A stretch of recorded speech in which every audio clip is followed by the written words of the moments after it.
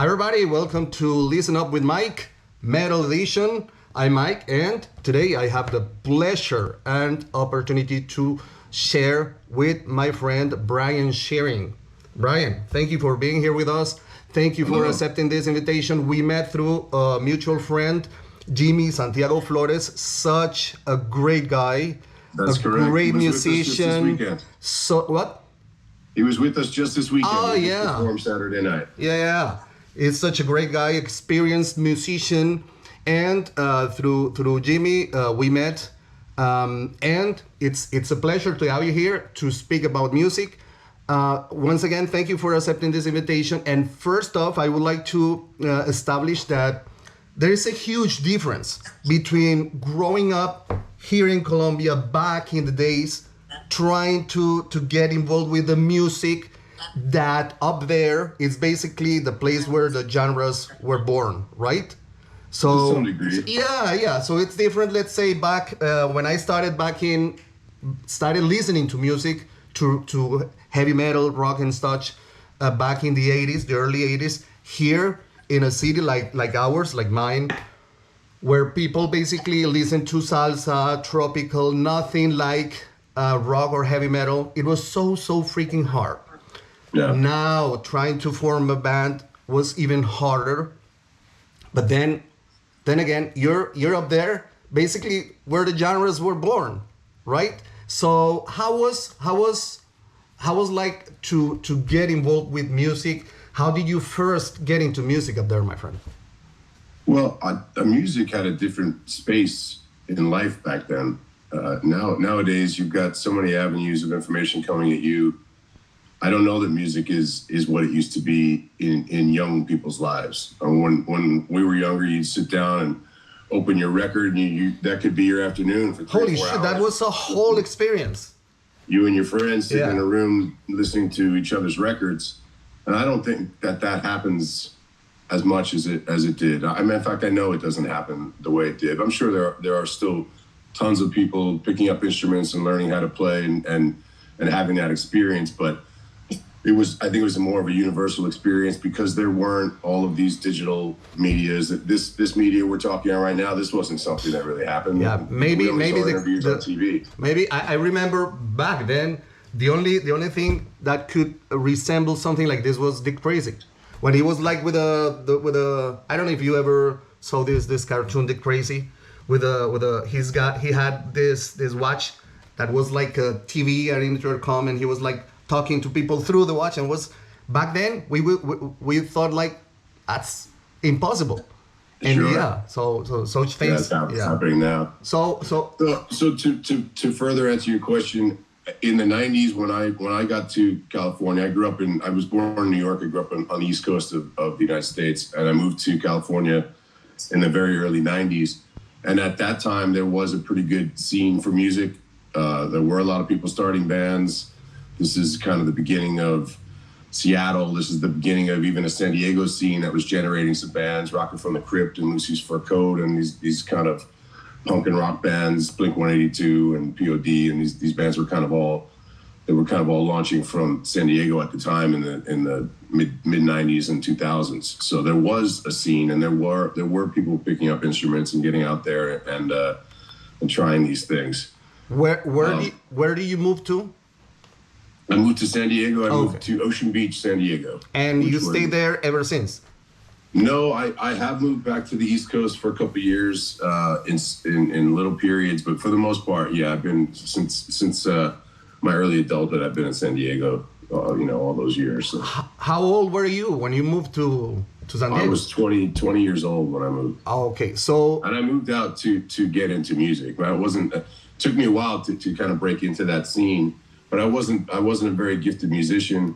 It was mostly harmonies, vocals, and lyrics. I mean, I've come a long way since then. But wait, when you were living in New York, if you were 20 when you moved to San Diego, you had to maybe you had to the experience with Anthrax, with all of the bands that were coming up through the 80s. So were you listening to music before?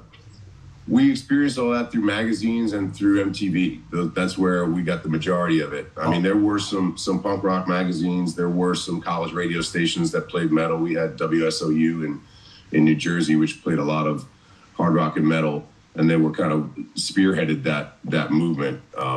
They weren't playing a lot of that music on traditional radio at the time, but you started to see Headbangers Ball, and that wave took off with the Sunset Strip bands and then the thrash bands. So yeah, it was an exciting time, and that kind of was part of what inspired me to get out and go try it myself, was seeing these guys out there doing it, you know. So if we go back as far as we can in time, what was the first band that you listened to that you were like, man, this is my music? I had 3 that came in quick succession. I had the Monkees. Okay. And then somebody's mom quickly told me that the Monkees weren't as cool as the Beatles, so I had the Beatles. Yeah. And then I had the Stones and Kiss at basically the same time. Okay. Kiss, when I was young, at 7 years old, Kiss was my band for. Oh, did you ever get to watch them live back then? My first concert was Kiss, but it was on the Asylum tour. Don't get too excited. It was on the Asylum tour, but I did see them when they reunited. I was on that tour, and I did get to see them in full makeup. So I was pretty excited when that reunion happened. Oh, okay. So Monkees, Kiss, Beatles. What other huge influence? The Rolling Stones. Are my favorite band to this day. Oh, okay. So that's your biggest influence. They're the ones that endured, yeah. Oh, okay. And now you move to San Diego, and you start getting connected with the scene, making friends, I guess. Exactly. Listening to the same music. When do you start thinking about becoming a musician? I mean, when I was 7 years old, when I got Kiss Alive 2 and opened up the gatefold, and I was like, I want to do that. With which album? Alive 2? Alive 2 is the one, yeah. Mine was Alive 1. That was the very first thing that I got from Kiss was Alive 1, and I was blown away by the cover, the music itself. Yeah. It's incredible. A lot of people have that same experience. Yeah. In fact, the very first thing that I listened to, it was when I was 7 years old, and it was Dark Side of the Moon. Oh yeah, that's a good one. Because here nobody was listening to that. It was because of mine was The Wall. Great. That's and I was like, wow, this is incredible. Even though I was a little kid, I was totally blown away by that, and especially because I always was like the weird kid in the family. I was kind of an antisocial, never liked to, and anyhow. So you start thinking about becoming a musician ever since you were a little kid. You moved to San Diego. What happened there, if I may ask? I started looking for bands. They had periodicals here where you would place ads looking for anything, you know, someone to work and do a job, or someone to start a band. So bands would have listings looking for guitar players, singers, etc. So I would keep my eyes on those listings, and then I would call them, and you'd go meet with these people, and sing a cover song or sing. Some of them would send you music, and it was interesting. I had a couple of good auditions, but I wasn't getting anything that was really inspiring me. And then I got a cassette tape from. It was a guy maybe in his late 30s, early 40s, and his son. His son was 12 years old, drummer, right? Oh, okay, cool. And I was like, man, I'm maybe early 20s. I'm like, I don't want to play music with a 12-year-old kid and a 40-year-old father. But you know what? That music was the best music anyone was handing me. Oh, so I said, the hell with it. And I wound up rehearsing with the two of them and a bass player. And then as we got to the point where we wanted to do shows, that bass player stepped aside, another bass player joined, and the new bass player had a singer that was his good friend that also joined. So we now had a 4-piece went to a 5-piece. Two singers. Two singers. Yeah, that was actually kind of pre Linkin Park and pre all that, but but anyway, we got a good amount of notoriety. That band was called Mower, and we toured the States. And so that's the beginning of Mower. That was the beginning of that band, yes. Oh, okay. Yeah. So basically, it was You got the ad. You went to play with these guys because you listened to the music. Right. I couldn't get away from it. I didn't want to go join that band because it didn't really sit right in my head having a little kid playing drums and the father. But after a while, I was like, look, man, I'm into this for music, and their music is cool. And then we started writing, and when we brought on the other singer and the other bass player, then it kind of became a cool unit, and we were out playing San Diego quite a bit, and it was an attraction to come see this young kid play, this heavy metal music, and then you've got everybody else jumping around, and it became a thing, and then it went from there to releasing records and touring. So we had a pretty good run. But that was kind of, I had a band before that in San Diego, but that was kind of the one that was the most professional out of the things I tried when I first got here. But wait, and that took a couple of years to kind of get into that. But wait, before you get into this, which is basically Mower, Right. did you have like a formal education in singing, or was it like? No, I played saxophone growing up. So I had some introduction to music and to reading music, but breathing, of course, because for a wind instrument, you need to control your breath. That was the only one I could get my parents to allow me to play. I wanted to play drums and guitar, and I'll never forgive them for that, for not letting me tear it up on those instruments. It would have helped me quite a bit later, or even piano would have been a good instrument. But okay. So that was the instrument I learned on. As far as singing, it was just singing in my car, singing in the shower, just liking vocalists, and I really didn't start singing until I moved to California, and I joined a band that was a cover band, which actually included a future drummer from Mower, one of my friends. What kind of covers did you play? Well, that's the funny thing. We weren't really doing this kind of heavy hard rock. Well, it was hard rock. We weren't doing like what became nu metal and that type of stuff. We were doing like Alice in Chains covers, and Metallica covers, Anthrax covers, Anthrax with John Bush covers. Like we were. Yeah, because it's more powerful. I mean, so those are the type of things we gravitated for. Yeah, comparing with Neil Turbin and Joe Belladonna, I had the chance to see them live back in, I think it was 2003 in Rhode Island, and it was with Joe Bush. Oh man, it was so fucking powerful. Like that, I think that's been the most amazing mosh pit that I've ever seen in my whole life. Seeing these guys. The mosh pit when they do that record. I think they did a couple records with Bush, and the first record that's solid, man. I prefer the early Anthrax stuff, but not by much. That was a great record. Yeah, really he did such a great job when he was with the band. I think vocalist is tough.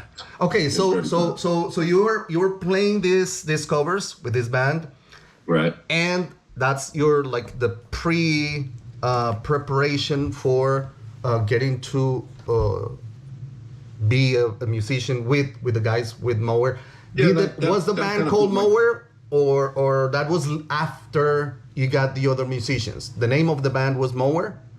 I started that name prior to when there was still four of us. I was kind of thinking that name.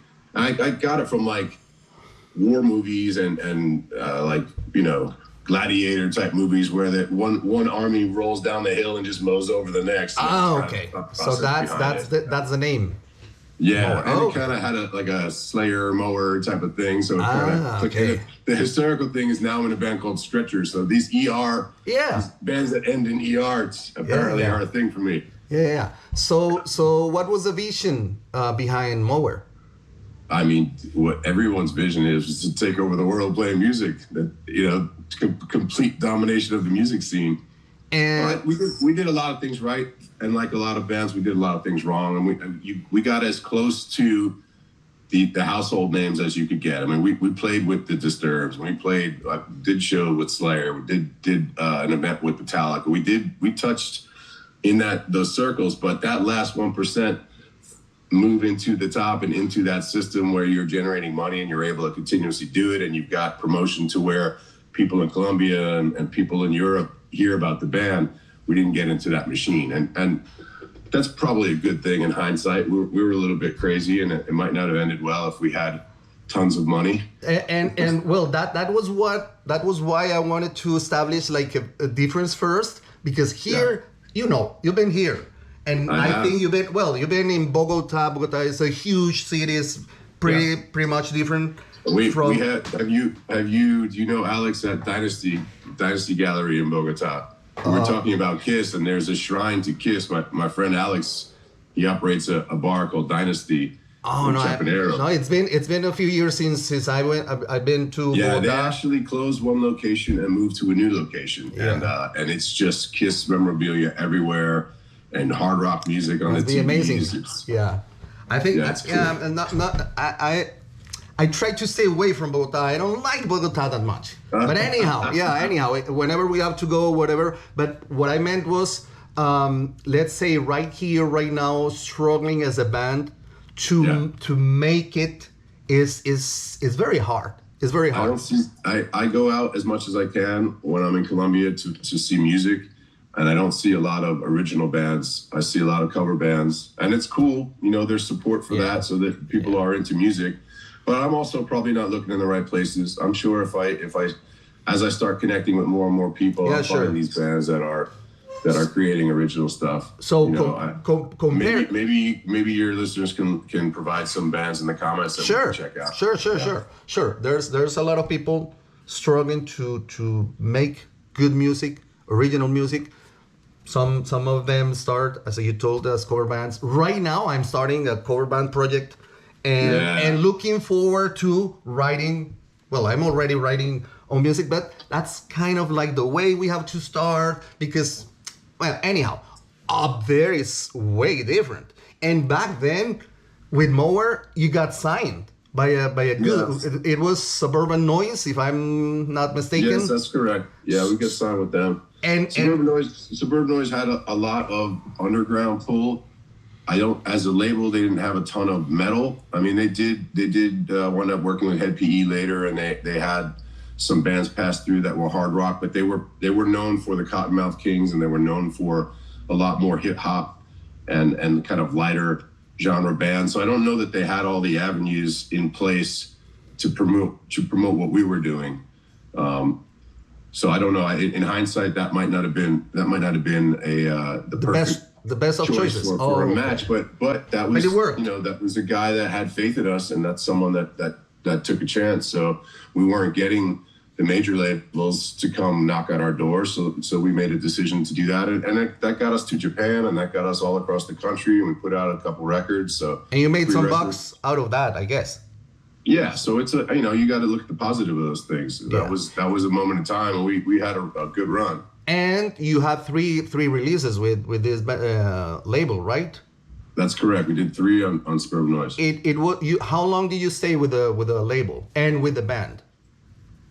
The band went from 95 to, I think our last show was 2014. So we did about 20 years as a band. But there was some time at the end where we took some space after the last record. Okay. The label, our last release was in 2009, so our last tour was probably 2010 with them. Oh, okay. So I think our first release was 2003, so seven years. Which was the self-titled album Mower. Yeah, the self-titled we recorded and paid for ourselves and gave it to the label to promote, and then we wound up signing on for 2 more records after that. Not For You and Make It a Double.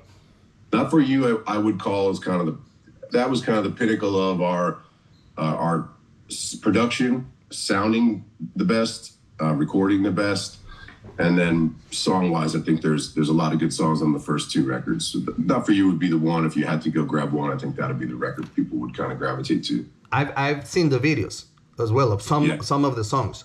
And did you pay for that, or was that part of the promotion thing that was? Brother, you pay for everything in music. I'm still paying for it. Well, I'm asking because, as I told you, I'm not sure exactly.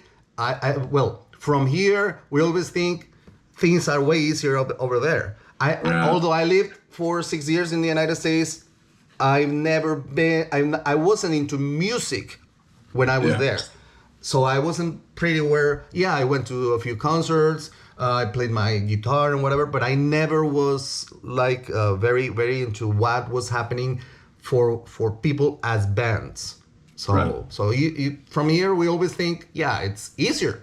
You're where the thing to some degree, but like I said, things are changing now as for the type of music that Stretcher does and the type of music that Mower did, that's not in the mainstream right now. What's happening here is rap music and some country music and pop music.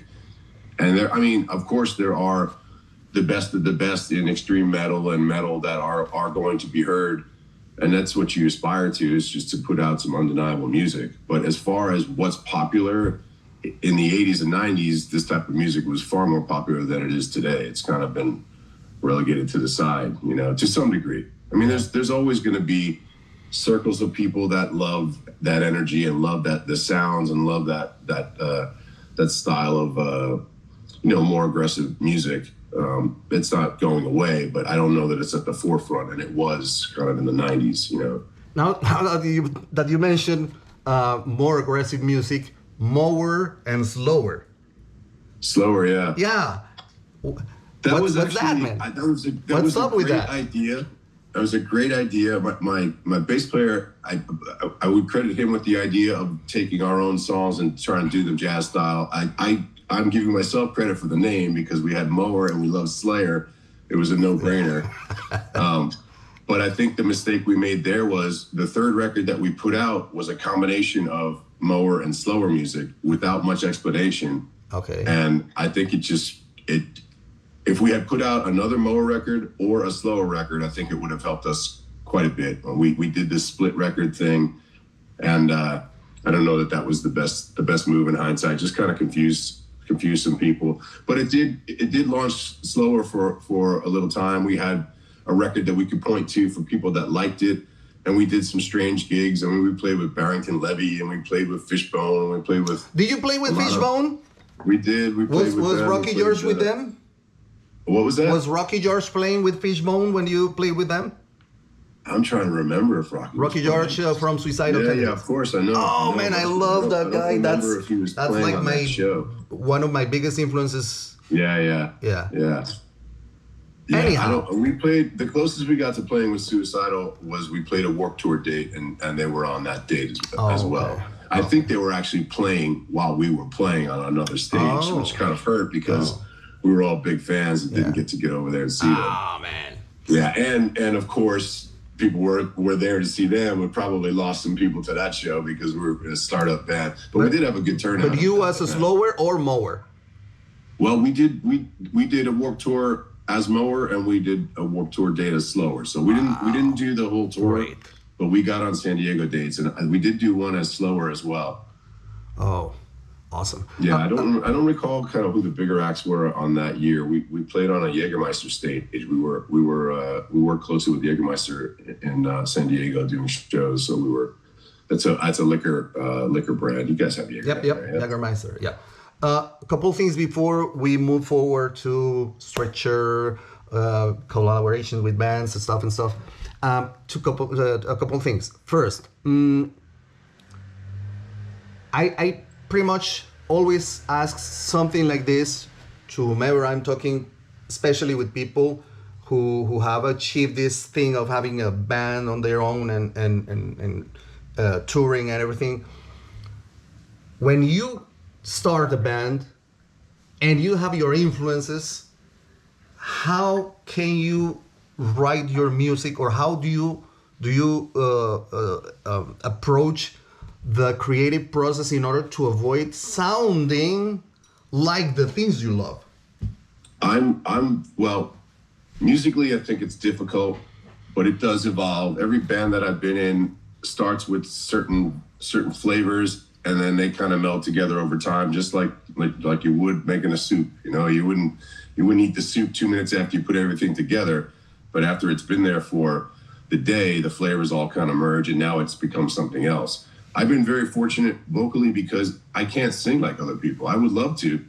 So I lead off thinking about a singer in my head, but I don't sound anything like them. Oh, okay. So it's kind of funny because I would steal ideas from like Blind Melon, and they'd wind up on a Mower record, but with my voice, with the gruff voice, you'd never trace it back that far. You never think that to connect the idea things, yeah. And whether it's a phrasing or something like that. And it's I was bombarded with music since I was a child, so some of that stuff there has been stuff where I'll go back and listen to a song, holy crap, I can almost picture the song where this emanated from, but it mutates, you know, it certainly mutates. There's only a certain amount of notes and harmonies you can do. So we're going to have some similarities, but I think you don't worry so much about that. Okay. You know, people know when they hear a good riff. I mean, you feel the jammer and the whole, everybody lights up when somebody does something cool. Yeah, it's like, yeah, that's cool. Yeah.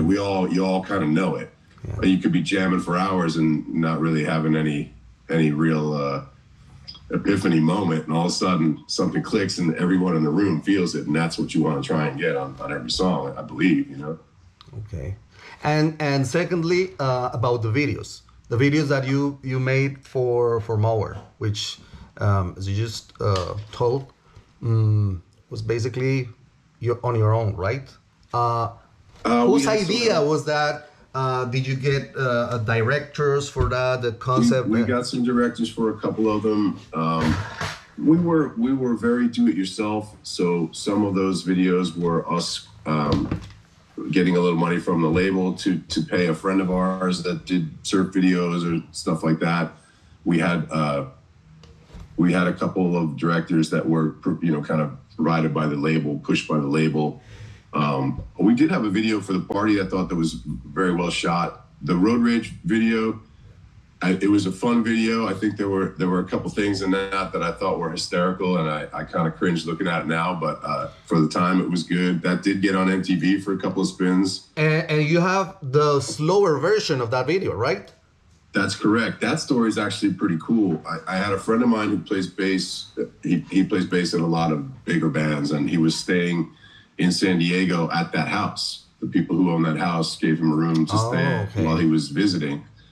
And I went over to pick him up, and I looked at the house, and visually appealing. Yeah, wow, amazing. Yeah. They renovated this house in San Diego and spent God knows what on renovations, and it looks, as you see in the video, it's insane. Yeah, I've seen the video. Yeah. So I jokingly said to the woman, "Hey, can we shoot a video here?"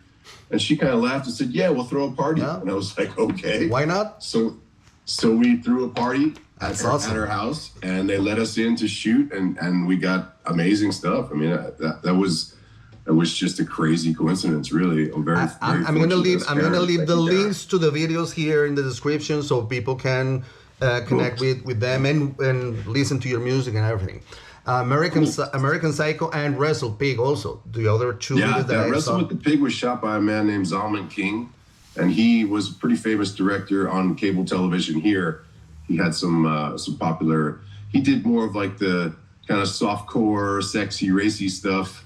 I think he did Red Shoe Diaries, and I don't know, somebody connected with him, and he shot us live at the Key Club. Nice. Yeah. Honestly, and it's not, typically whatever you're doing currently is your favorite thing, but one of the best looking videos that I've been involved with is the one for Blinding Lights with Stretcher. And we just shot it with a friend of mine who's a talented director named Tyler Jordan. That's from the new release information overdose. The new release, yeah. So we're gonna get there. We're gonna get there. Yeah, I got you. Steady but slowly. Okay, so Stretcher. Here comes Stretcher. How did you get connected with them?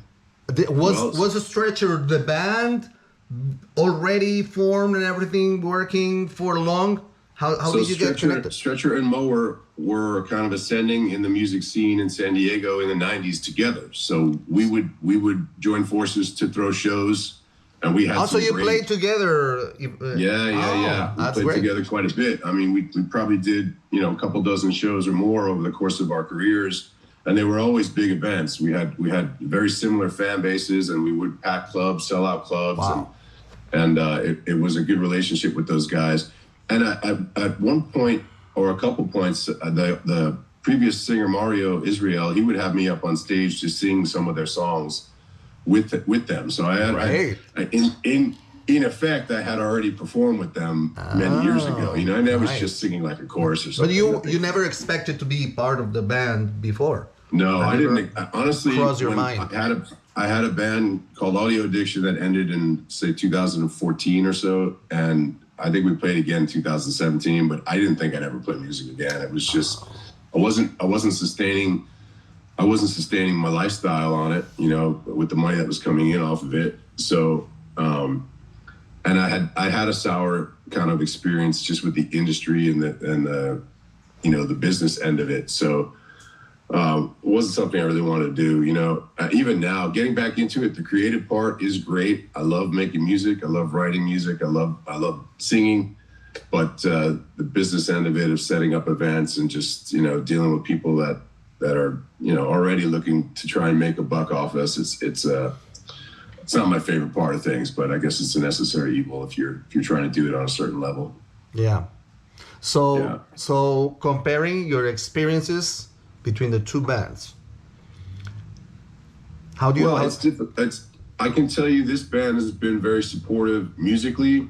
I just do what I want. And, you know, they write, the majority of this music was started before I got here, and now we're writing stuff together. Okay. But there was no, I mean, there were really, at some points I worried because there wasn't any critique on what I was doing. I'm trying all sorts of stuff. You know, the music is, vocally, it's pretty eclectic. It pulls up some of this Jane's Addiction, and it pulls up some Slayer, and it pulls up a lot of different elements. And I'm not really, you know, I'm not really trying to come up with a sound. I'm just doing what's happening for each song. And so far, everyone's happy with it. I'm proud of what's coming out of the music we're putting together. And like you say, that's only a few songs. As we continue to perform and play and write together, it's only going to get more cohesive. And then, like, that definitive sound will probably kind of hit at some point. So you feel that you've been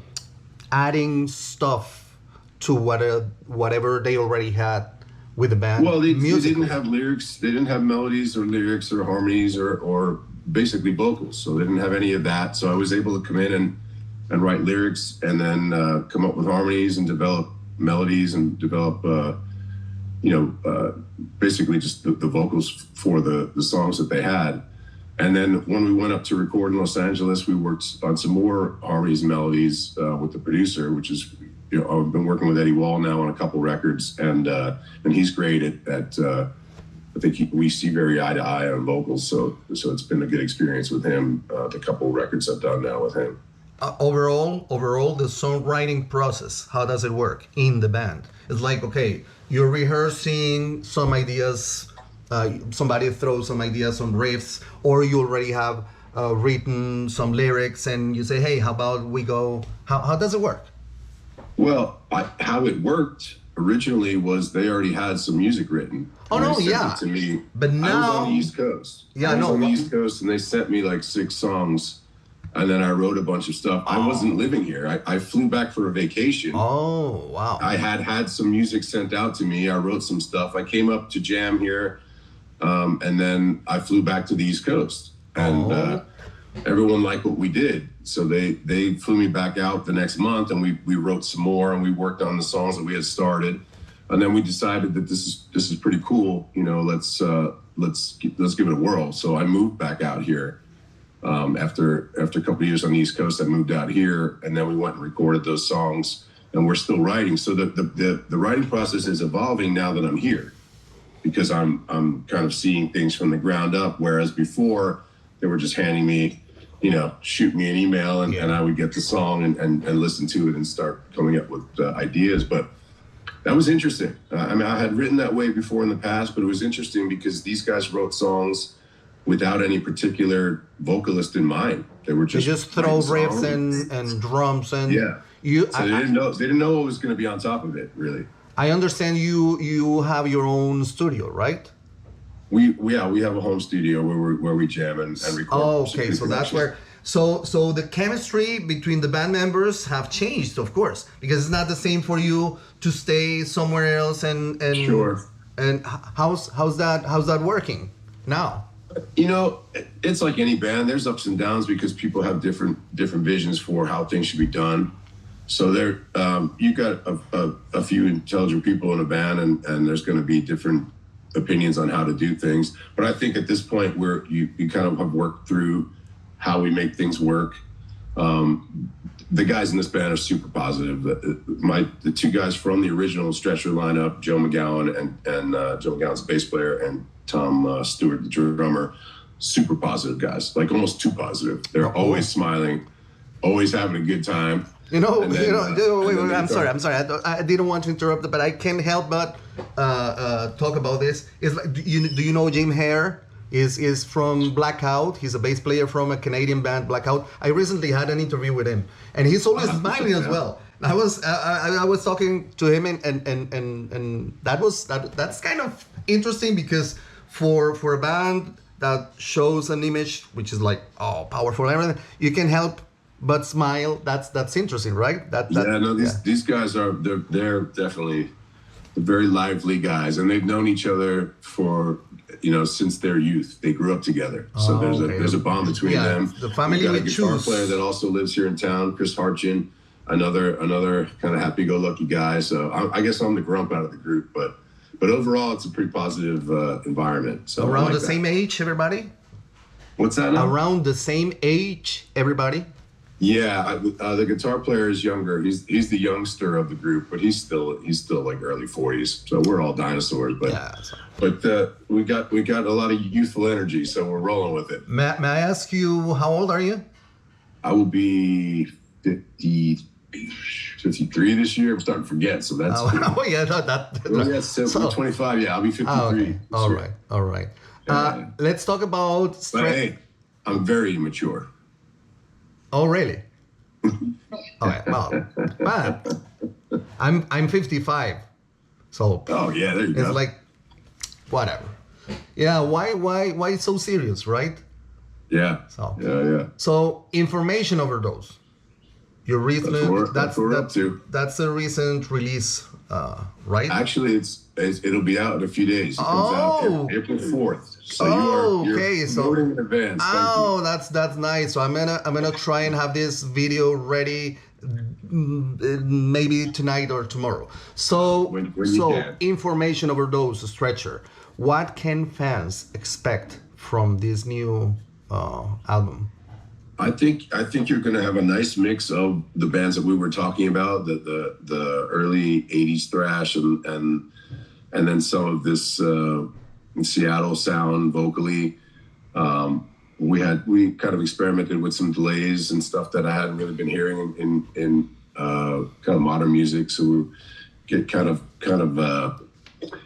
it's kind of like an alternative style vocal on top of like thrash and metal. These guys have had a formula for years and years and years, and it is heavy and a lot of double bass and a lot of rumbling bass. The guitar player, I think what's great about Chris is he brings a very kind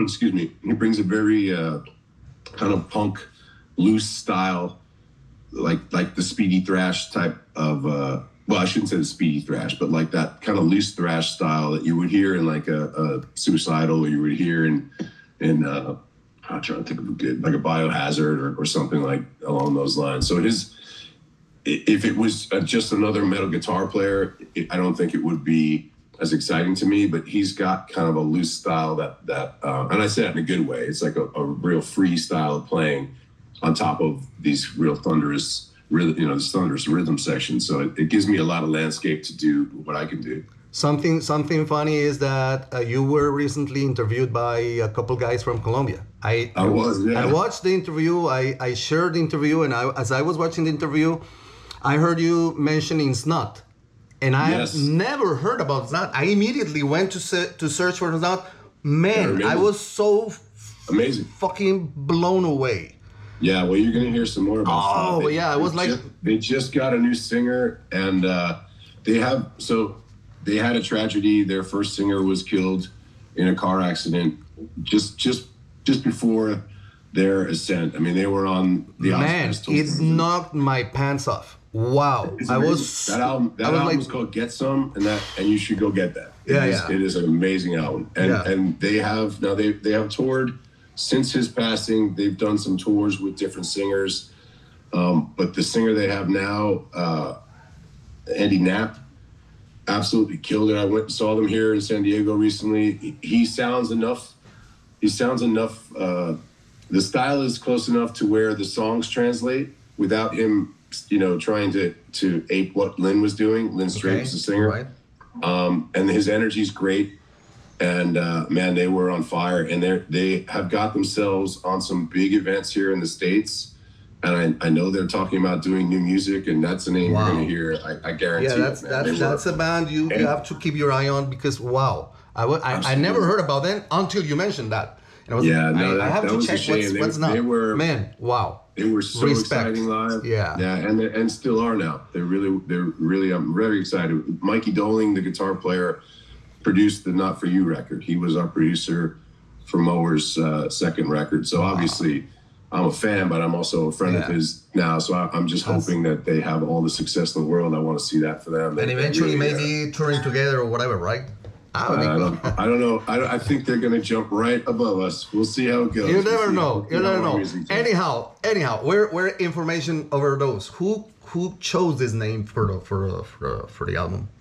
And, I guess why information over those? It was the name of a song. And it just kind of mutated into the name of the album. Oh, okay. Because you have six tracks, right?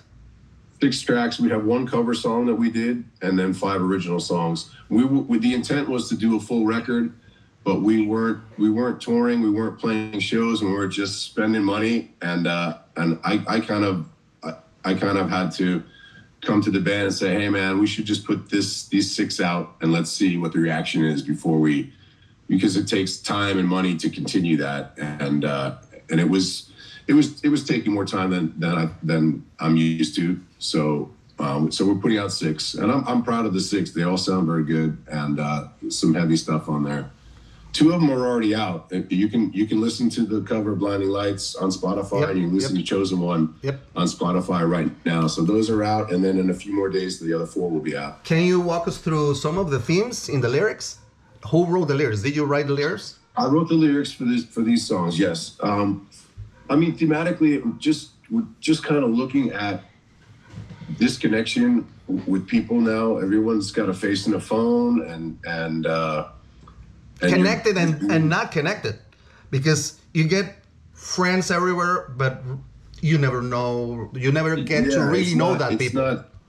It's very superficial connections. Yeah. So, and there's too many of them. You know, there's a certain amount of people that can be inside a working tribe, and we just blow past that. I've got 5,000 friends on Facebook. Yeah, go figure. Go figure. Yeah, I mean, and some of those people probably aren't even people. They're just robots. You know what I mean?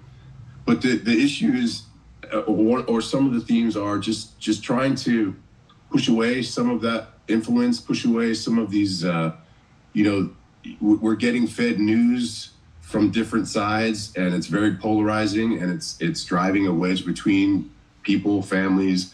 And I see it, these guys see it, and it's not healthy, and we're kind of telling people to unplug from that, power down from that, power down your laptop, unplug it, get out, go for a walk, meet a friend, go have a meal, do the things that connect people. That's one theme of it. Get a life. Get a real life. A real life, yeah. Get a real life. Everybody's got interests and things that, I spend time online, probably more than I'd like to, but you need to be, you should be experiencing. And look, man, if a person's life is sitting in a room and just being fed things to the internet, that's a life. That's not one that I find worth living, but it's not for me to decide, Yeah. I just offer the explanation, and I think we should get out and make real friendships and make real connections in that sense. Things that and then matter. Just kind of be wary of the guys selling the snake oil, the people that are going to save us. Yep. There's no one's going to save you. You're going to save yourself if you can be saved at all. So putting too much faith in other people to kind of deliver you, it might be a mistake. Yeah. So things of that nature. But I tried in the past. I had been more of what I was against. In Mower, it was kind of what we were against. Okay. And in this, it's more about what I'm for. Just trying to anti-system. A little bit. Yeah, I'm trying to be a little bit more positive on even the things that I find disruptive. I still would rather try and offer a solution than maybe attack it as I had in the past. So that would be just maybe a change in the way I'm writing. But I wouldn't say they're friendly, happy songs. There's definitely teeth to all of them, but but some good stuff, and a lot of different vibes. We've got some really slow, like stoner, doom metal type grooves on one of the tracks, and then there's just some wild styles on it. But it's got a kind of a vibe of its own. So I mean, I hope people enjoy it. Obviously, we're liking it. I've had to hear these songs a lot of times, and I'm not sick of them yet. Yeah, I'm sure. But do you have a favorite song? It's like which song out of the six? It's funny because we means didn't release the it as a single. There's a song called Salvation on there that just has got some power to it. It's got some power to it live, and I'm bobbing my head just talking about the song. It's one of those songs that just hits hard, and there's a nice little breakdown to where the kind of crowd can get swirling for a minute, and that's a good track. But my favorites change week to week, man. I'm always finding something I like. The more you play the songs, like the more it's like, I did children, Yeah, that's cool. How's your vocal approach evolved over the years? Ever since you started?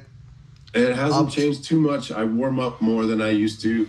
I started warming up when Mower started touring, because my experience was just singing on the weekends, and my voice would go out. My voice is a little rough right now because we sang Saturday, but my voice would go out constantly.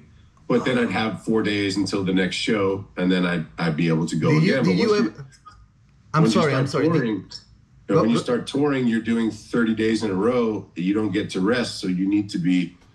Vocal warm-ups became a thing, became part of my life in the late 90s. So I've been doing that. Because you told me you don't have like a formal education on singing. Did you ever feel concerned about getting your throat? I'm always concerned, but I did start seeing a vocal coach in the late 90s. Ah, okay. So all right. Man, and then there's a vocal coach that put out a series of DVDs. Her name is Melissa Cross, and I use her warm up. Wow. Yeah, you need to. Yeah, man, you have to. You have to. There isn't much you can do aside from sing properly.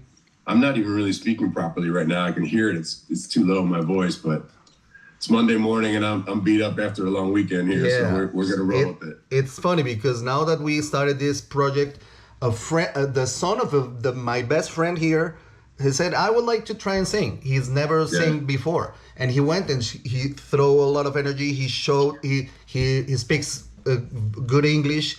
And we were covering Suicide also, and some songs that are hard to cover, but he needs to work on, because he's never had any vocal education. Right now we're looking for a coach for this guy, because pick up that DVD.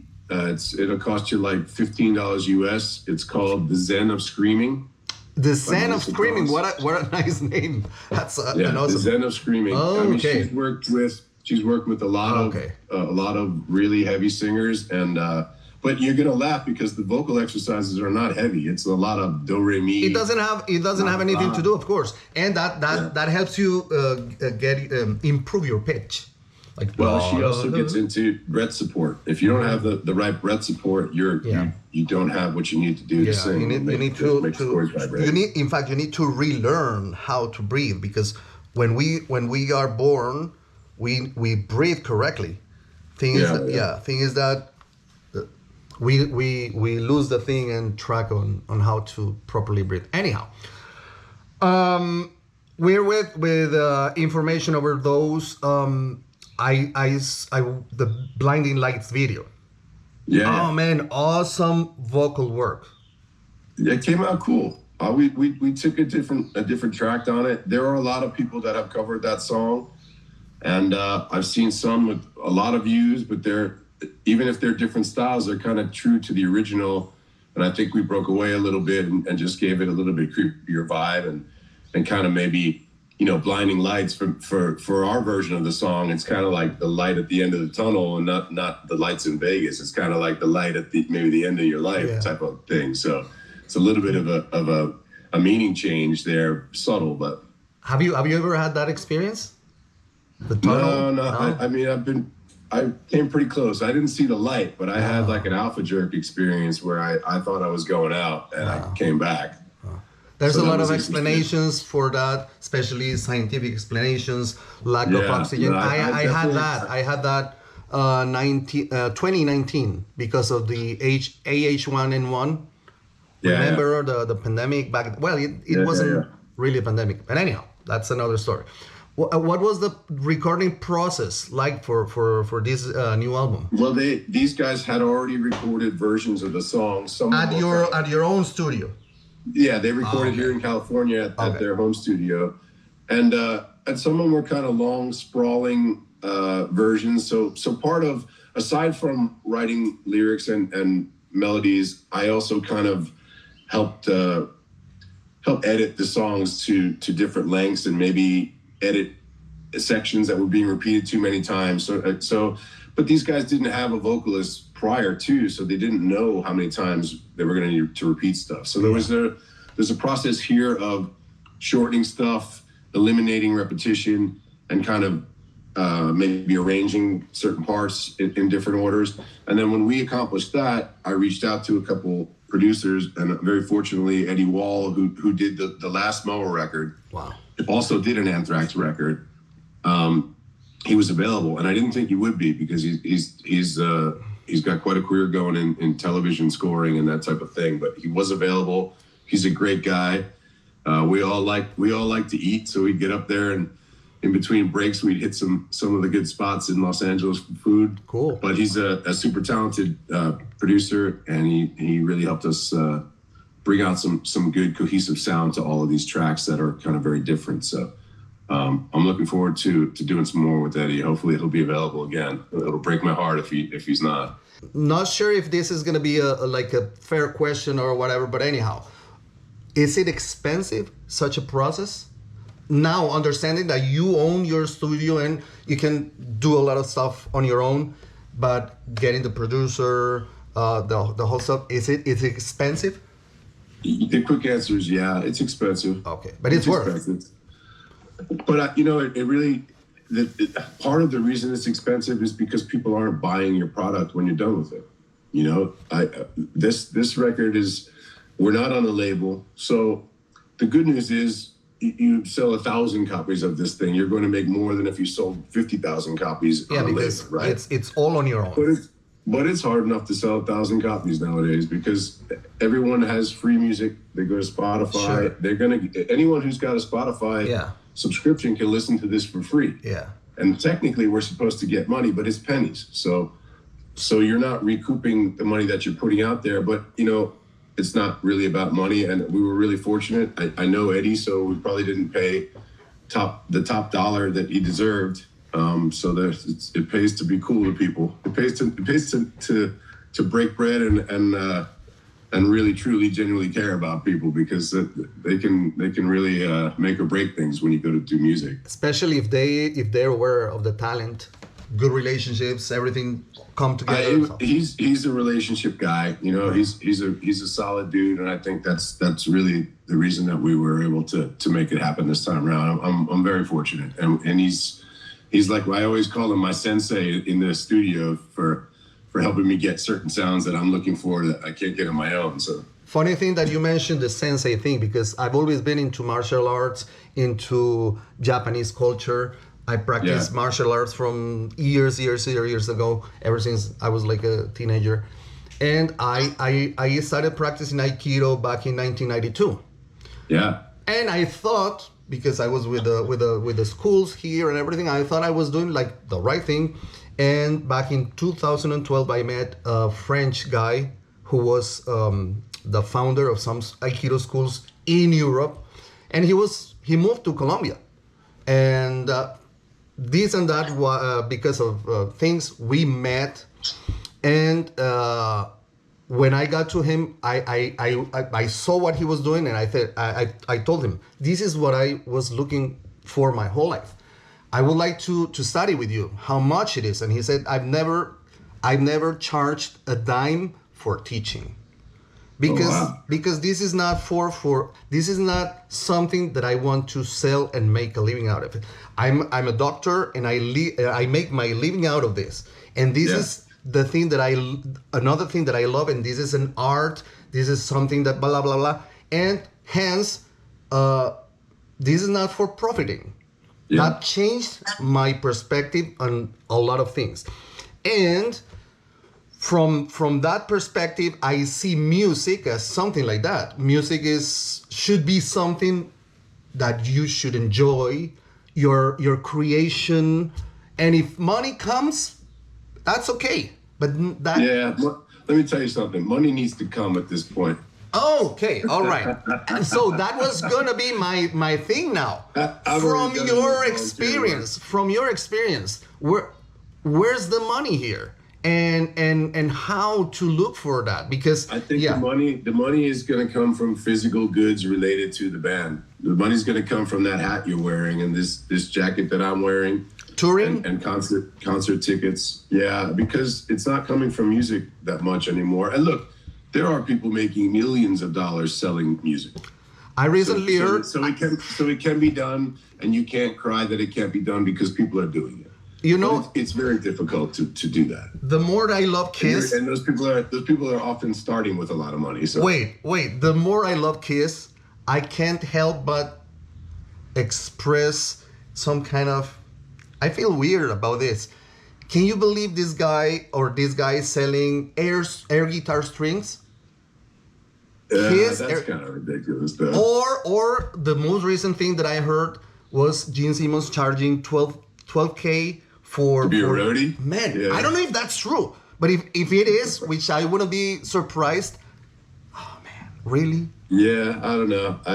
Look, those guys did a lot of things right. And everybody gets to make some mistakes too. So who am I to say? If someone, look, if you are a 65-year-old guy and you grew up loving Kiss and you have 12 grand to spend. I know people like that, yeah. There are people that spend 12 grand on a coffee table. Yep. You know what I mean? Yep. So if you got the loot and you're willing to go pay that to hang out with Gene Simmons, then who's that hurting? Yeah, you know? Yeah, why not? Yeah. Who's that hurting? But I understand what you're saying. It's not minor threat. I find that crazy. Somehow unbelievable. But yeah, you're right, Bill. Who am I to tell you what to do with your money and with your life? Yeah, go have fun. Anyhow. Look, Gene Simmons can't sell $13,000 roadie spots unless people are buying 13,000 roadie spots, and no one's forcing them to do it. So. Yep. Hats off to you, man. Yeah, it's up to you. So, okay. We pay our roadies. Yeah, I know. So information overdose is coming now, new release. These are the 6 tracks, awesome tracks, blinding lights, like the promotion video for this, so people can be aware of this. The recording process, everything. Touring, live performances. We're really just ramping that up. We have played Mexico a few times. It's right to the south of us. We played in San Diego, but we've kept ourselves scarce here because there's something to be said for not playing all the time. There are bands in town that play almost every weekend, and after a while, people don't want to see it. You know, so we're purposely giving some space between shows. But now that the music is out, and the shows change. When people come to a show knowing 5 or 6 songs, the energy is completely different because you go see your band and you're singing along. I went to see Iron Maiden in Bogota, and I hadn't listened to them in October last year, right? Yeah, it was fantastic. That was the last performance of Nico McBride live, right? I know, it was crazy. With the band. I was there for that, and I was singing like I hadn't sang at a concert like that in so long, man. It was very cool. The energy was great. The energy was great there for sure. But like I say, the concerts will change a little bit the more the music is released and the more people, when everyone's singing the chorus and there's hundreds of people singing the chorus, it's a different vibe than you playing it and watching people just kind of figure it out. So drinking beer or whatever. Yeah. Saturday night we played here in San Diego. It was the second real show here in San Diego. It was a packed house and a lot of fun and mosh pits and all that stuff. So the energy is there for the band.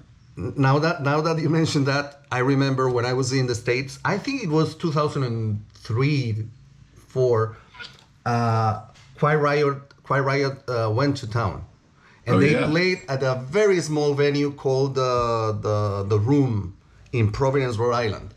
Yeah, it was so unreal because in the venue maybe there were 15 people, 20 people tops. Yeah, we were hanging there. It was like I don't know, not too big, like a small bar.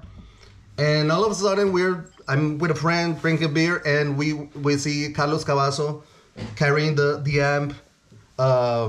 Kevin Dubrow, I think it was Kevin Dubrow, yeah. The guys, Yeah, it was like, I don't remember. oh Yeah, he passed. man, this is so, because I remember seeing them in a stadium Sure. with a lot of people. But anyhow, man, Yeah, they they the first played. record to go number one. We were 20 there, 15, 20 people. They played like if they were playing for thousands, man.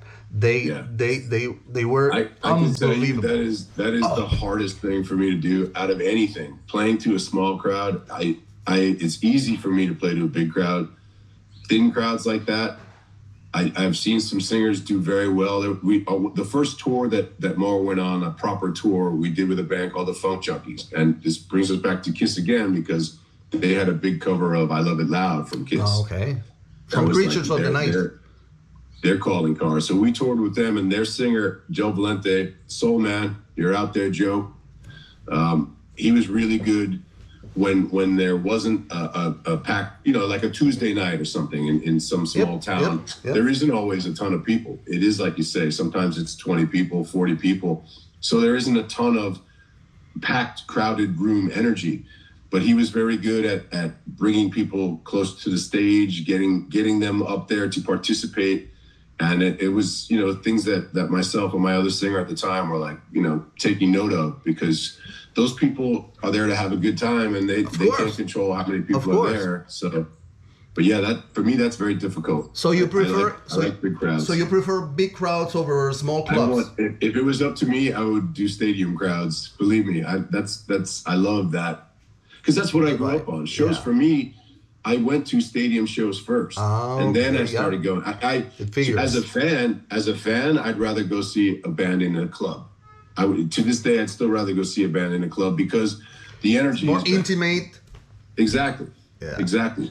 But as a performer, I'd rather play to the bigger crowds. Sure. So it's funny that way. So what's the best city or venue that you've ever played in?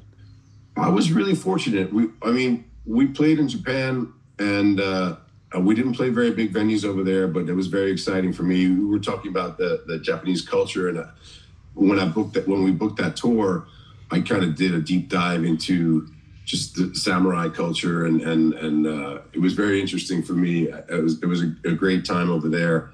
But venues, we used to play a club called the Huntridge Theater. I don't even know that it's there anymore. The Huntridge Theater in Las Vegas was a club where like the Beatles played, and it maybe held 1,000 people, and I saw some insane mosh pits there. Wow. We used to play at the Marquee Theater in Arizona with a friend's band, Authority Zero, punk band.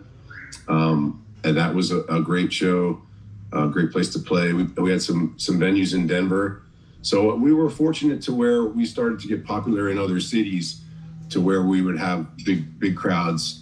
And we were on some good tours too. We toured with Soulfly, we toured with Head PE, we toured with a bunch of cool bands that had decent followings, and so we got to see some parts of the country that we might not have got to on our own. Thanks to the touring. Yeah, a lot of I would say the the coast are where we saw the coast in Texas were the places where we saw kind of the liveliest crowds. Texas was cool, but Texas was the birthplace of Pantera and ZZ Top, so of course they would be lively. Sure. What's the craziest thing that's happened to you during one live show? I've seen some weird things. I saw a guy lighting his beard on fire in the Midwest somewhere. And the whole place stunk, and we had to have the guy thrown out. Like, it smelled like you've smelled burnt hair. It's awful. Wow. He's just standing there burning his beard, just drunk, laughing. I don't know. That was weird. I've seen some pretty gnarly injuries happen in our mosh pits.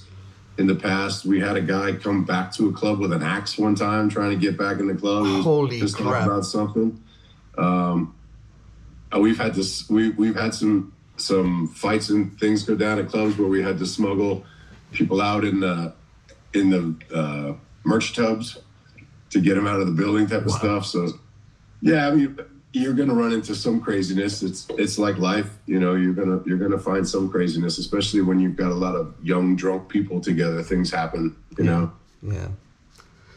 So you was just thinking about Texas. We part of the drums that we did for the record. The 3 of the songs were recorded with Eddie Garcia from Pissing Razors. They're from El Paso, Texas. They've been doing it 30 years strong. So, what's up, Eddie? And then we did the other 3 songs in Los Angeles with a guy, a man called Eric Emery.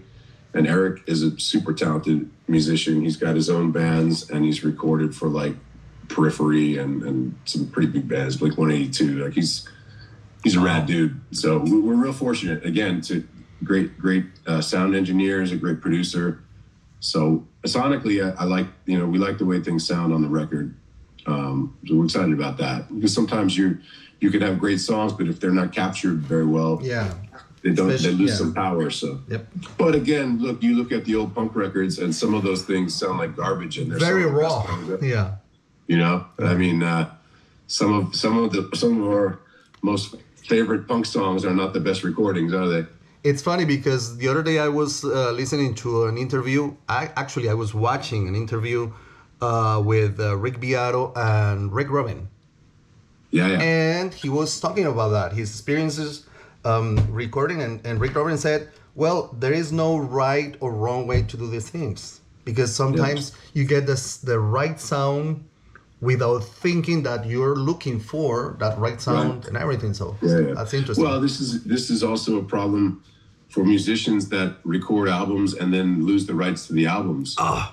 Because Mower owns all of our songs. We could go re-record an album today, but to capture the sound that everyone's used to, it's very difficult. Not many people do that successfully. You saw Taylor Swift do it with a bunch of records, but people want the original, and it's sometimes it's like catching a lightning in a bottle. You can't do it again the same way, So it's interesting. So it's an interesting thing. So playing and sharing experiences, sharing the stage with big names. You mentioned Soulfly and everything in the metal world, the music world. Can you share some of those experiences? I mean, I think. Any surreal moments like, I never realized I was going to be sharing stage with. I think the one for I can't speak for everyone in Mower, but for me in Mower, it was opening for Slayer. But we opened for Slayer in San Diego, and we were pretty popular in San Diego, and we had a big back in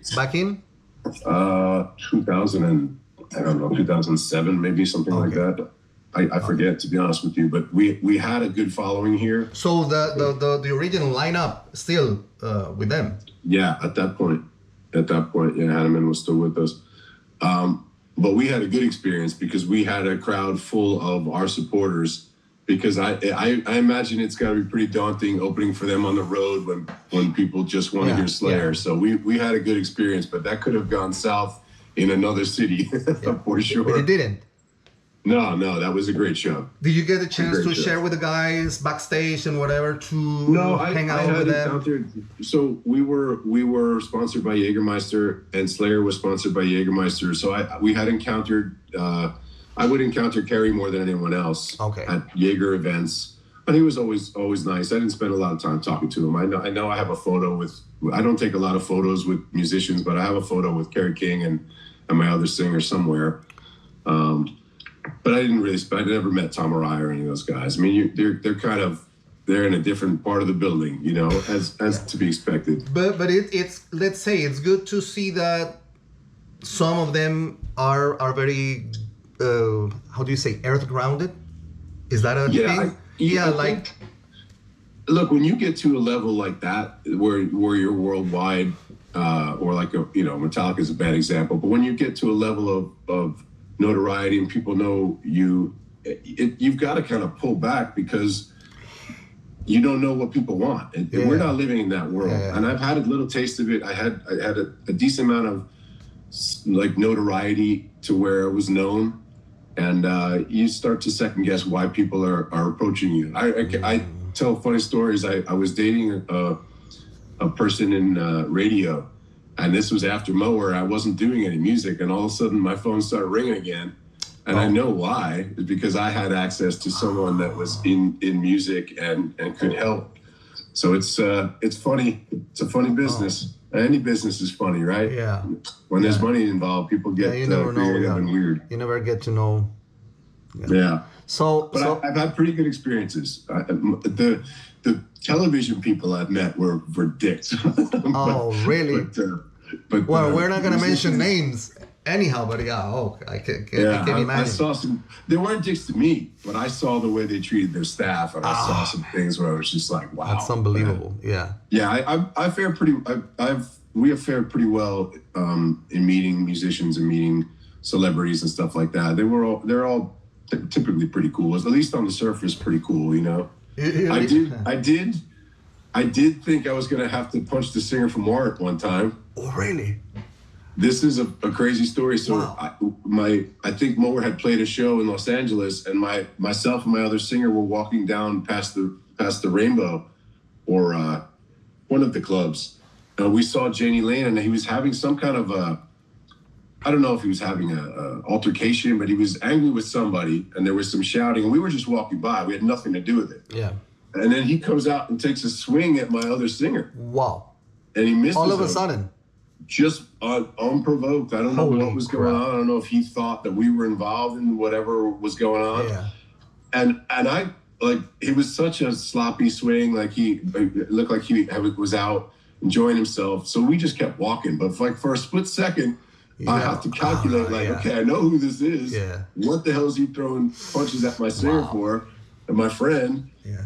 Am I gonna have to turn around and hit this guy? Wow. But it didn't become that. But it was that was a strange strange story. Yeah, weird.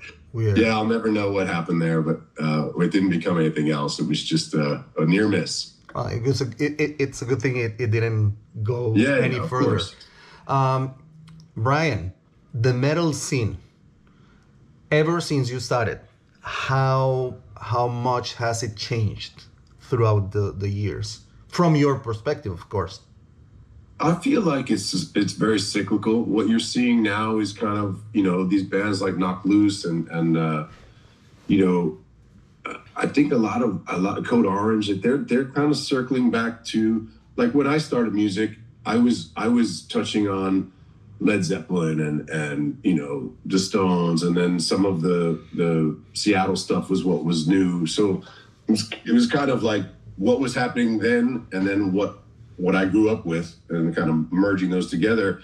And from what I'm hearing, like, these bands obviously grew up on the Korn and Slipknot and bands of that nature, and you're hearing some of it with different vocals, different styles. But I think it kind of, I know it cycles around. You kind of, people bring back retro or nostalgia every 20 years or so. So I think some of that is happening. The technical excellence has been there, and I think everyone sets the bar and tries to break it. Whether it's somebody like Adler from Lamb of God, like, that type of drumming is insane, or Joey Jordison, like, that stuff is unreal. And there's just going to be new kids coming up playing faster and with more. Not more style, but different style, different techniques. So it'll be interesting to see where it all goes. But I think that energy has not really changed. I don't think that, there's a certain amount of aggression and unfortunately anger that everybody encounters, and you want a place for it. That's a healthy place for it, as opposed to taking it out on people around you, So I think there's always going to be that kind of, it's always going to be a need for it to some degree, especially for younger people, that really don't have a way to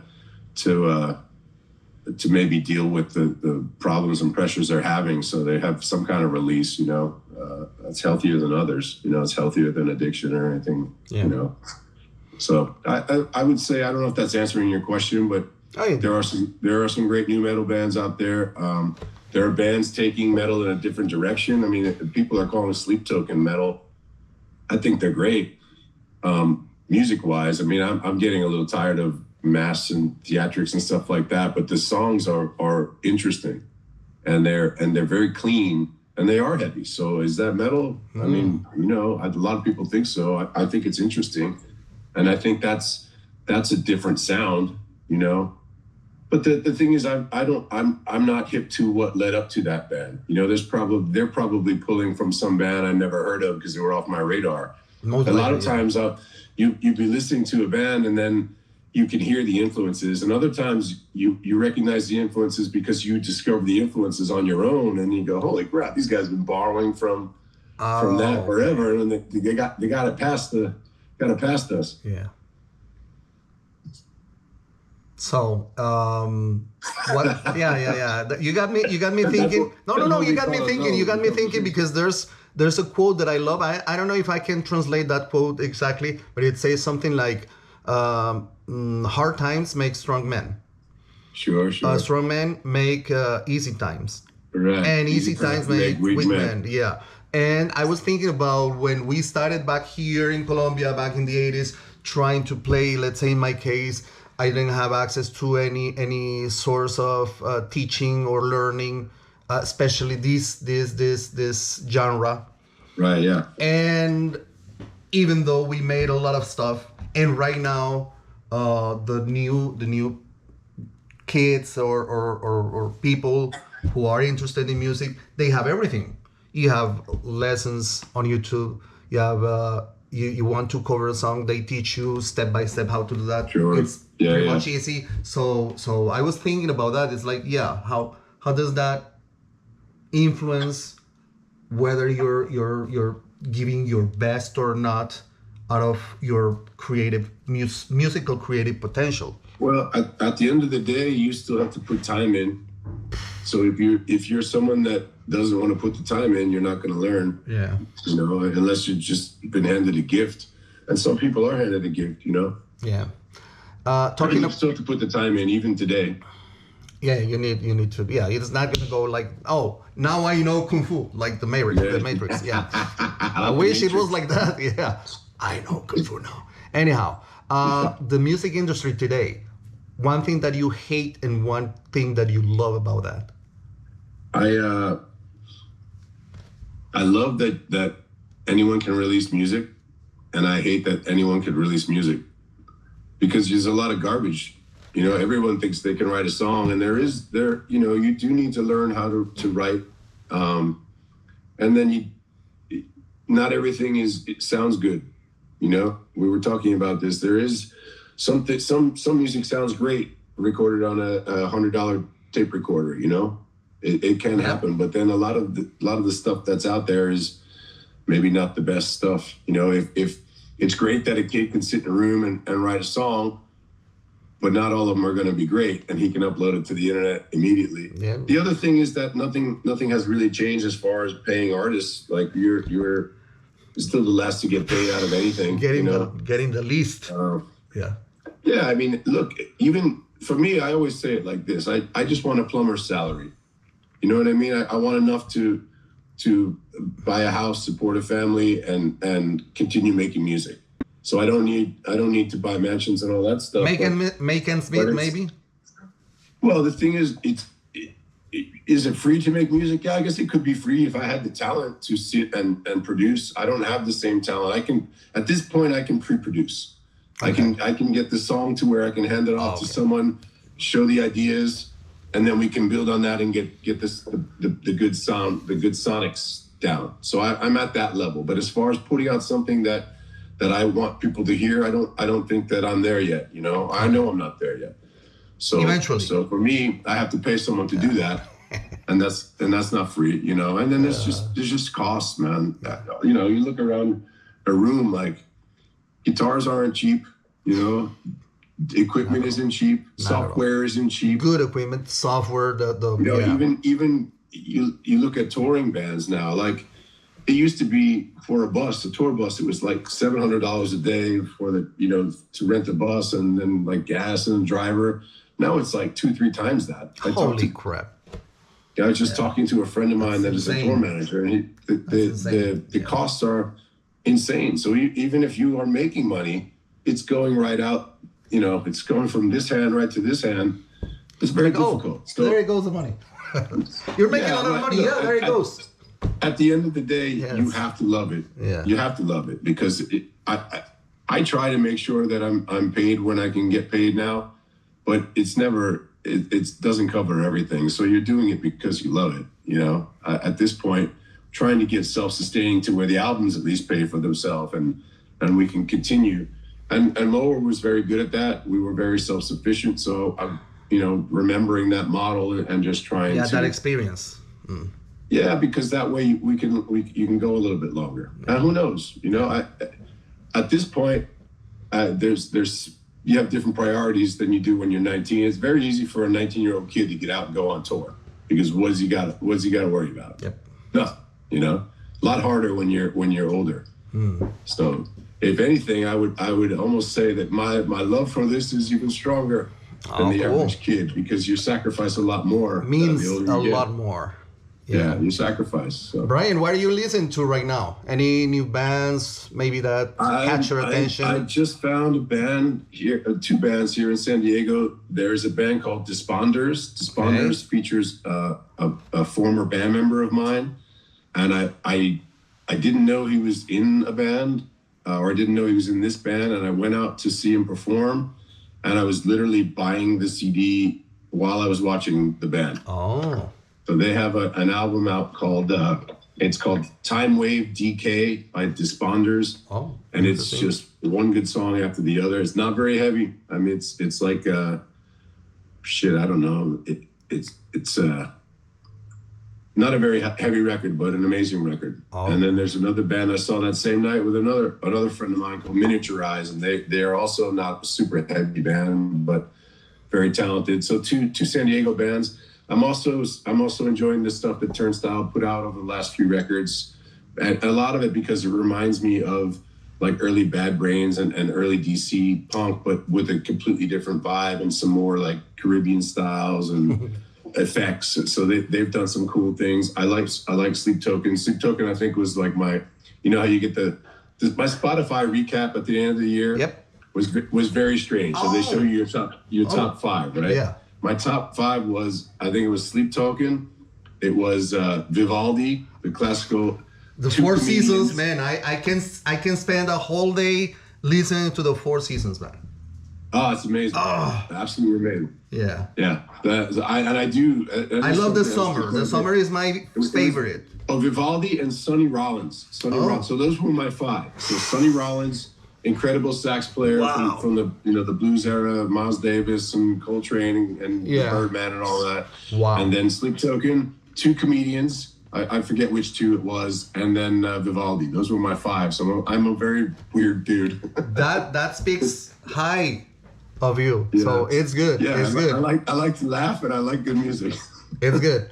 If you could form a super band with any musicians dead or alive, who would be in it? I think lineup, probably your dream lineup. I'm thinking. I have 2 of them right off the top of my head. I'm trying to think of who the drummer would be. I would ask my friend Sammy Yaffa from Hanoi Rocks to play bass. Oh, okay. I would ask Izzy Stradlin from Guns N' Roses to play rhythm guitar. Oh. I'm trying to think, man. Guitar would be a tough one. I'll go back to guitar. And then drums. Just like a all-purpose player, like a Lombardo? No. No, not for that band. This band, in my brain, that band would be a rock and roll band in the vein of like the Stones and the Pistols and punk and like nice sloppy rock and roll. So I wouldn't need the most precision drummer. Okay. Just somebody with a lot of feel, So that's a tough one. Maybe like a Charlie Watts or something like that. If he's living or dead, just somebody that knows how to serve the song. And then, like a Slash or somebody that has that soul, guitar wise. But it would be a rock and roll band. Cool. It wouldn't be a hard rock band, I don't think. Cool. If you weren't a musician, what do you think you'd be doing now? Probably writing. Oh, cool. Probably writing, but I would still like to write. I've been trying to write a book. I have started and stopped a book many times, but writing is kind of a lonely thing. You're there by yourself, and I give it up to writers that churn out novels. Like the discipline it takes to sit and write, and just be by yourself. That's amazing to me. So and not only that, the whole creative process it's unbelievable. Yeah. Yeah, originally I wanted to be like a writer. I read a lot of prose, and I read a lot of literature and poetry. I still read like Crime and Punishment and Russian literature and stuff like that. It's kind of what I read when I read these days. But yeah, I started off trying writing, and it's kind of lonely. It's not at least to write novels by yourself is. I guess collaborating on like a TV show or something like that, or a movie might be more fun, but we'll see. I've reached out to a couple writers here in town to see if I can find a co-writer that can maybe spark the energy and maybe fire this up, because I have stories, and I did experience music here in San Diego for a couple decades. So there are stories to tell. Oh, good. Brian, what's next for you in Stretcher? Any huge plans for the? We're gonna see what happens. You're coming to Colombia? Oh man, I would love to. Yeah. I mean, the thing is not that we wouldn't go. It's just a part of. We need someone to subsidize it to get us there. Yeah. I mean, even if we come and play for nothing, we still need to get there. And there's still 4 of us, and then we need places to put our heads every night while we're there. Tickets, accommodations. I feel like from what I've seen in Bogota, I feel like there are some promoters that could do it. So it's just a matter of somebody hearing it and understanding the vision for it, and maybe thinking to the future, because I've been there, multiple times now since 2021, and there are some American bands that come through, but they're usually at a certain level. And for bands that are mid-level or kind of burgeoning bands like our band, I mean, we're reactivated, but we're a new band. They're not coming to Bogota. Mm-hmm. So I think you could generate enough excitement around it, if the people hear the music and like the music, to where the promoter can make some money too. They make money selling liquor at the bar and that type of thing. So we'll see. I'm very hopeful, and I'm determined to get down there. And once we set foot in the country, then we can kind of hit the different cities and try and set things up, because those flights are more economical from city to city. Yeah, and it would be cool if whenever you can do that, if we are ready with our project, it would be cool to share stage with you guys. Anyhow, remember, you're always welcome here.